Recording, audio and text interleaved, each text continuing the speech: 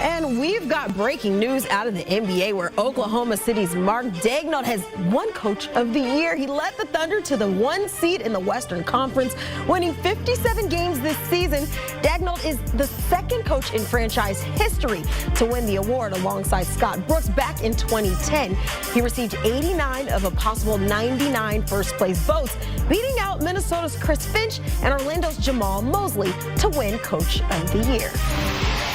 And from one Coach of the Year to another Coach of the Year, we welcome in CBS Sports NBA analyst Avery Johnson as we dive into what Mark Daigneault's been able to do with this Thunder team. And I think about it, getting that 1 seed in the West, only one of 2 teams to finish in the top 4 in both offense and defense. Looking at this unit, give me your reason. Why Mark Daigneault? Outstanding job, especially with the youngest team in the NBA. He's developed a future perennial MVP candidate in Shai Gilgeous-Alexander. They do it on both ends of the floor. And give the Oklahoma City Thunder front office credit. They gave him time to evolve as a coach. And they got better and better and better. He was runner-up last year and now Coach of the Year this year. This team is well-balanced. Youngest coach to win Coach of the Year and be a #1 seed. This team has a bright future with an outstanding young head coach. Bright future, young head coach, the youngest head coach to win this award since Doc Rivers did it during his debut season with the Magic back in the 1999-2000 season. Big things for this Thunder team who's still looking to keep their season alive and make their way to the finals. Yeah, absolutely.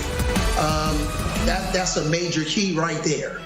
This just in, as we talk about the NBA playoffs, how about the Clippers and Mavs going back and forth? Kyrie Irving with the layup to give their team a lead, give Dallas a lead. They trailed by as many as 31 in this one. Paul George with the fadeaway 3. Right there, bang, taking the lead for the Clippers. Then James Harden looking to finish the job. No comeback necessary in this one. The Clippers maintain this one, go on to win this one by 5 over the Mavs, tying the series up at 2 apiece. Kyrie putting up 40 points in this one, 7 rebounds, 5 assists. The Clippers with the duo with 30-point performances, Harden with 33, Paul George with 33. This was one that it looked like it was going in the favor of the Clippers, but meanwhile, holding Paul George to 2 points in the third quarter, the Mavs let this one slip through their fingers, falling to the Clippers, 116-111. We're here with CBS Sports NBA analyst and former Coach of the Year, Avery Johnson, on the heels of this matchup. And Avery, I know you are looking at your history. You're a big Mavs guy. So before we get into the minutia of this game, I just want you to take me step by step, quarter by quarter, just your emotions during this game, because when you're trailing by 31, it can't feel good, right? Well, not only that, when you only score 12 points in the first quarter, it doesn't feel good. And when Paul George goes off for 26 in the first half, it doesn't feel good. And you look up, you're down 31 in that second quarter. And then the Mavericks made a little bit of a run to cut into that lead going into halftime. And I think that gave the Mavericks some momentum going into the third quarter, where Kyrie Irving just went off, basically put the Mavericks on his shoulders and continued to cut into that deficit. And then at the end really gave the Mavericks a 1-point lead there in the fourth quarter. But give the Clippers credit. They were prolific from the three-point line. Whenever you shoot 62% from the three-point line and over 50% from the field, they didn't turn it over much. They lost the rebound game. But give the Clippers credit. It took a lot of energy for the Mavericks to get back in that game when you're down by 31 points. But in the end, James Harden said, "Do you remember my name? Say my name, say my name." James Harden was unbelievable with all of those floaters there at the end of the game. And I didn't see an adjustment by the Dallas Mavericks by inserting Lively or Gafford back into the lineup to to slow James Harden down because Dallas Mavericks had no interior defense there at the end of that game when James Harden scored 4 or 5 floaters in a row. Yeah, Mavs took the lead with 3 minutes remaining in this one, but this was tied for the largest playoff comeback in NBA history. But you gave us a little bit. You talked about James Harden saying, "Say my name." But what ultimately won this for the Clippers? Because when you're up by 31, this is one that you should be easily able to close out, but they weren't able to. But down that stretch, Mavs taking that lead with 3 minutes left. What won it for LA? Well, it was definitely James Harden. The way he took over his offense at the end. You know, Paul George started the party. James Harden finished the party on the road at the American Airlines Center. And then also the Clippers bench. They sneakily outscored the Mavericks bench by 22-12. And, you know, that timely three-point shooting from their bench was also critical. And then, unfortunately for the Mavericks, Luka Doncic got 3 fouls early in the game, so he wasn't him same self. He struggled from the three-point line. He made a timely 3 there in the fourth quarter, but he was 1 for 9 from 3. But when you look at the Clippers without Kawhi Leonard, that's another thing that I think won this game for the Clippers. Kawhi Leonard not in the lineup. They're 2-0 when he doesn't touch the floor. They just seem like a different team offensively without Kawhi Leonard in the lineup, who sometimes they try to force feed the basketball to. All right, so I have a question that I want to split into 2 for you. You talk about what Harden was able to do on the floor, but I also feel like we can't discount the performance that we also saw from Kyrie Irving, putting up 40 in this one. Looking at both Harden and looking at Kyrie, who impressed you most on the floor in this game? And then also, what are you looking forward to, and what do you expect out of this next game in the series? Well, I would start with Kyrie because he was scoreless, Kiana, in the first quarter. So he had 40 points over the next 3 quarters. That's significantly impressive. But at the end of the day, it's all about what have you done for me lately. James Harden put this team on his shoulders late in the game and won this game for the Los Angeles Clippers. Unfortunately, Kyrie couldn't get enough shots there down the stretch to lead the Mavericks to victory. And then what adjustments is Jason Kidd going to make going into Game 5? I know Maxi Kleber made a 3-point shot from that right corner, but defensively, his best 2 defenders were on the bench. They had no last line of defense. So what about subbing offense, defense at the end of the game? We'll see what type of adjustments. Ty Lue made his adjustments by giving Paul George, force-feeding him the ball early in the game. Let's see what happens with Jason Kidd. Oh, it's going to be quite a battle. This has been one very interesting series. 2 teams that I feel like are equally matched, and it has been quite a game and a series to watch. Game 5 rather, Wednesday. That's back in LA. Clippers looking to maybe this time maintain a lead, but I don't think the Mavs are going to go down without a fight. Avery, we appreciate the insight as always. And speaking of playoff P, well, having quite the outing. Look, Game 3, just 7 points. Rather, this time around 33 points out in Dallas. Shooting 11 of 19, 7 of 10 from three-point range. Completely outperforming himself in Game 3.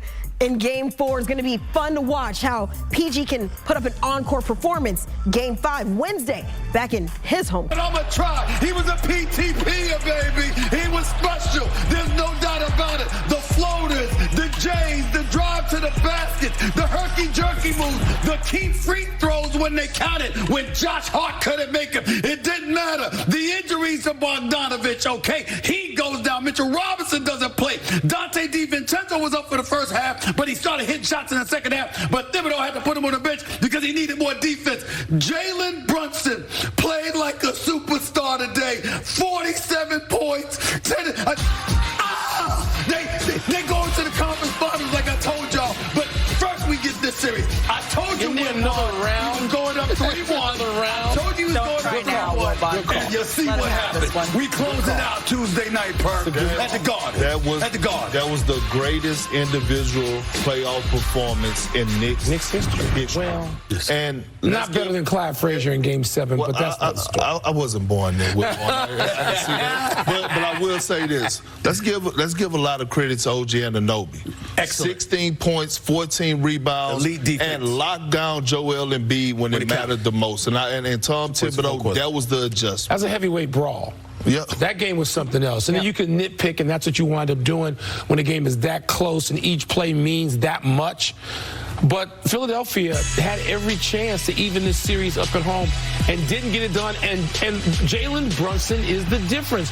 He's the best player with Joel Embiid not being able to physically play up to his MVP level. Jalen Brunson might even then be the best player in this series. Can they close it out? Can they? Can they? They better. Can they? You don't want it to go any longer than it has to. It's over Tuesday night. All right. The Knicks closed the deal. It's an excellent series. It's obviously compelling. Very entertaining. Tyrese Maxey was the best point guard in the first 2 games. Jalen Brunson, last 2. So his wizardry can take over. Look at the names and that he's in company with. Who would ever thunk it? Jalen Brunson, not the fastest, but you know what he is? He's smart. He's shifty, he knows how to play, and he's made big shots, and he's been experienced from his college days. What an unbelievable series. And anybody that says to me that college basketball is better, and I love college basketball, is better than the league, that game today will let you know what the NBA is all about. Yeah, it was a chippy matchup. I think going into the 4th, we saw 10 lead changes, 10 different ties. It was really fun to watch. Let's talk about the other team. It was a messy 3rd quarter for Philly. There was a lot of turnovers there, and there was a point in the 4th, I want to say it was about a 5-minute span, where they didn't score a single point. So if Philly wants to get back in this series, what needs to change for them?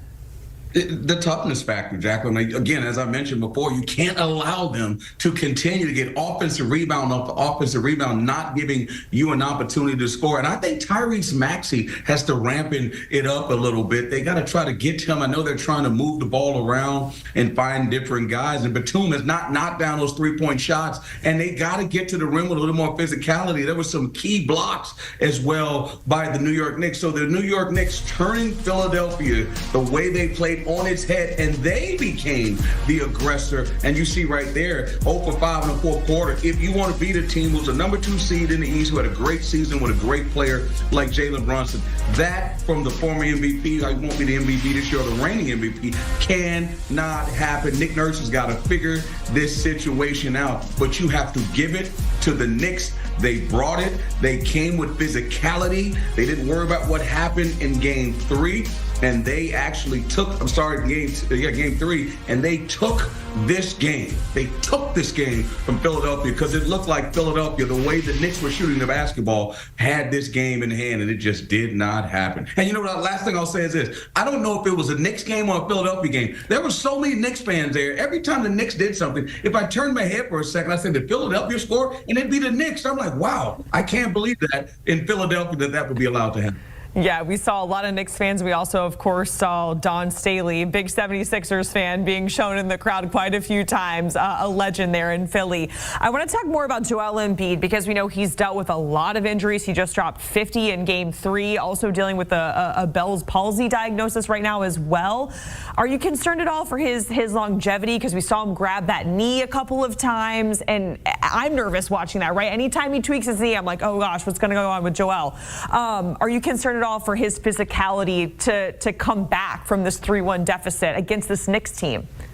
I certainly am. It's going to be a 7-game series if Philadelphia has any chance of winning the game and winning the series. And you know, at Philadelphia, they're going to have to continue to assert themselves. You got to go to New York now. That crowd is going to be nuts. They got a chance to clinch this series. And you got to ride Embiid. He is certainly capable. And there was no Mitchell Robinson out there today. And Harden didn't get a foul in the first half and had 5 in the 3rd quarter. So Precious Achiuwa had to play. And they just could not find a way. But the others, the Josh Harts, the Anunoby, they picked it up defensively against Joel Embiid. So, Nick Nurse has got to figure out how do you get Joel Embiid in this game, because you see right there, they're coming with doubles. The other guys have got to make shots. Harris, you got Kelly Oubre, obviously, Kyle Lowry is a champion. He's been there before, but Batum, he was key in making threes. That has not happened. New York has made adjustments, but again, you asked me about the physicality, and can Joel Embiid shoulder the load going forward? If he doesn't, they can't win. They cannot win without Joel Embiid, and it's hard to say that for the next 3 games that he's going to be physical enough, or he's going to have enough in the tank to get it done. It's going to be tough. I like the Knicks. I can't believe I'm saying this. You see behind me, I got Allen, I got Doctor, I got Wilt, and I got to go with the Knicks. I can't believe it. Yeah, Chris, I just want to talk more about Philly here, because again, they have never won a best-of-7 series when they're down 3-1, and this is a franchise that is really looking to get over that hump and win a championship, and they might get bounced here in the first round. You said you like the Knicks. Just expand on that for us. Listen, I'll say this, Jack. Very few teams, other than I think LeBron, has come back from 3-1. It's literally impossible to come back when they have you like that. And again, the Knicks are going to get 2 home games out of this. And that's the other thing. So the Knicks have 2 games to clinch this series. And when you're down 3-1, it's just literally tough to come back game after game. Now, again, you're talking about a team with the reigning MVP. The question is, do they have enough around them? And it's, it's a 1-game series. I'm a big Laker fan. They're down to the Nuggets right now. You can say whatever you want. It's 1-game series. The next game on the schedule is the most important game on the schedule. You can't, sometimes when you're playing in games and you're down a bunch, you say, don't scoreboard watch, don't look at it. Right now, don't series watch. It's game after game, adjustment after adjustment. But again, NBA history has shown that teams are down 3-1. It's 1, 2, 3, Cancun. Jacqueline, they're gone. Cancun or the golf course, whatever you like. Chris Walker joining us here on HQ for a game for a recap from the Knicks and the Sixers, where the Knicks now have a 3-1 series lead. Thank you so much, Chris. We appreciate it. And of course, taking a look at the remaining series schedule, Game 5 heads to the Garden on Tuesday. Game 6, if necessary, will be in Philly. And then if it goes to a Game 7, that will be Saturday in New York.